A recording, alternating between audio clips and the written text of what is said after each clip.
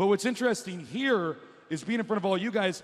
I never thought when I dropped out of college 4 years ago to go pursue a career in casting that I would come back here and see you know, all these people out here at such a live event, and they are going to throw a filler up here. And it is a little documentary they made about this guy right here. And I haven't seen this yet, so I'm pretty excited. I'm actually really nervous. So we're going to throw that up for you guys. We'll be back soon. Enjoy.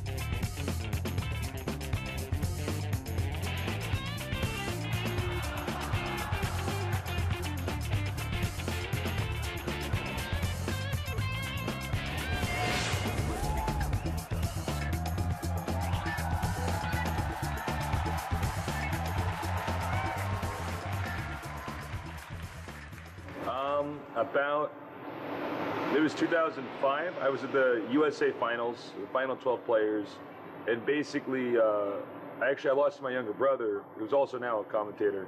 But because I lost during the final 12, I had the opportunity to talk to a production crew, which was GGL at the time, and I asked them if they'd be interested in having somebody come up on the stage and commentate in the USA Finals to do StarCraft.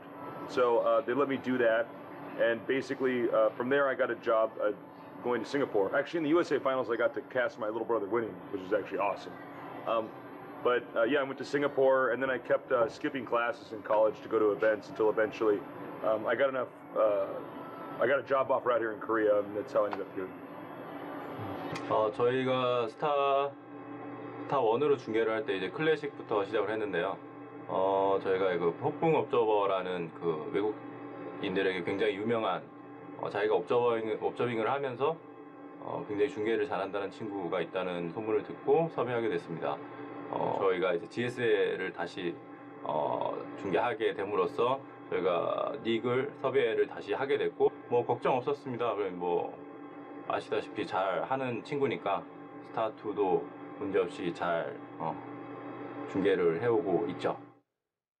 닉은 일단 저에게는 좀 고마운 사람이기도 해요. 제가 곰TV에서 일하고 있는데 스타크래프트 1 때부터 이 곰TV에서 저희가 중계를 해외로 송출했었는데 닉이 그 중계를 하고 싶다고 미국에서 꿈을 찾아서 한국으로 날아와서 저희와 함께 중계를 했어요. 그래서 닉이 이제 그 중계를 통해서 닉도 굉장히 유명해졌고 그리고 곰TV도 해외에 저희 곰TV를 알리는데 굉장히 도움이 된 그런 친구예요. You know, when I was doing the Gom TV Classic for StarCraft 1, it was a lot of fun, but at the same time, it wasn't at the same level as where the GSL is now. Gom TV has basically come like such a far way, where now in StarCraft 2, it's like we've all come so far, and now this is basically the best produced esports show so far of all time. I think what I've done now since StarCraft 1 is I focus more on me and my co-caster being a duo and not just us being like independent units, and that's made things go a little bit smoother. And I've tried to focus on making it entertaining, as entertaining as humanly possible.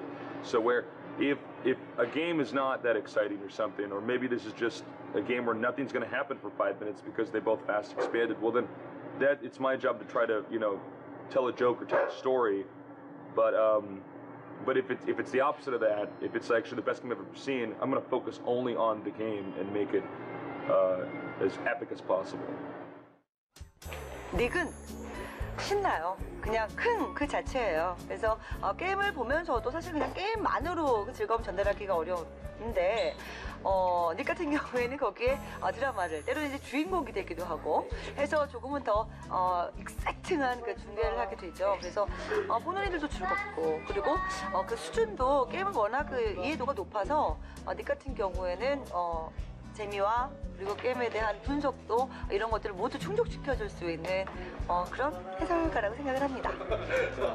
저 같은 경우에 이제 오전에 아침에 회사를 오면 메일 확인부터 이제 보통 일과를 시작하는데 보면 저한테 직접적으로 이제 닉이나 뭐 댄한테 뭐 안부를 전해달라 혹은 뭐 친하냐 뭐 이렇게 해서 걔네한테 이런 이야기를 전하고 싶다 뭐 앞으로도 계속 그 어떤 스타2에 있어서 닉의 어떤 위치는 계속 그 가치가 오르지 않을까 라고 생각합니다. 어떻게 보면은 정말 뭐 제덕이나 요한 형보다 인기가 더 좋을 때가 많거든요. 정말. 외국 팬들은 릭을 정말 누구 어떤 연예인 뭐 누구 선수보다 인기가 좋기 때문에 되게 부러워요. 거의 뭐 신 정도로 추앙하는 사람들도 있기 때문에 그럴 때 보면 되게 부럽죠. 인기가 굉장히 좋은 것 같아요. No, I think I was just lucky to be. I was the first person to become a broadcaster, so I just have a head start on everybody. I mean, what's one thing I've tried to do that I think has worked to some degree is I try to incorporate humor, because, like, for instance, at GOM, like, there's such a long amount of broadcasting hours, and there's a lot of people that can talk about StarCraft, but I try to make it like as entertaining and like get in touch with people about like being a nerd and stuff like that. So, I think. Yeah, basically for one, I just have a head start, and then second of all, I try to use humor and try to relate to people in the broadcast. I think the most difficult part about casting in the GSL is just the amount of time it is.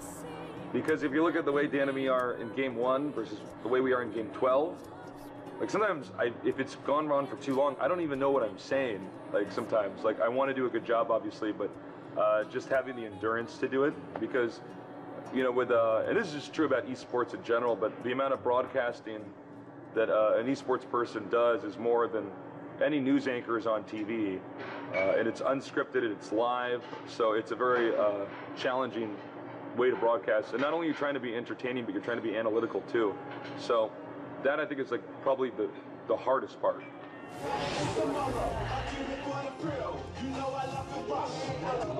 This is the hot water that I use to try not to lose my voice.